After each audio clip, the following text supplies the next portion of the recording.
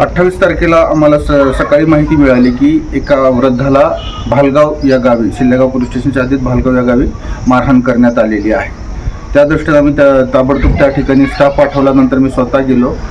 तर परिस्थिती अशी ती, त्या वृद्धाला 2 मुले होते, त्याच्यापैकी दोघांचेही लग्न झालेले आहे. लहान मुलाची पत्नी नांदत नाही मागच्या काही दिवसापासून, आणि त्यांचा काही कोर्टामध्ये वाद चालू होता.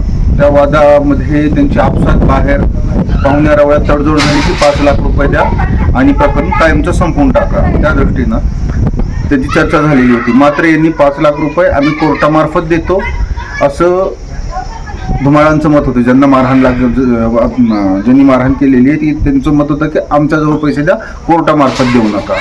आणि याच्यामध्ये शाब्दिक त्यांचे एक तंटा झाला.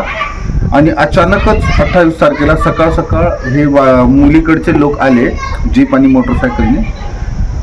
हा वृद्ध एकटाच शेतात होता, मुलगा नव्हता. तो ज्याच्याबरोबर लग्न झालं तो मुलगा बाहेर होता. आणि हा वृद्ध एकटा असताना त्याला मारहाण केली.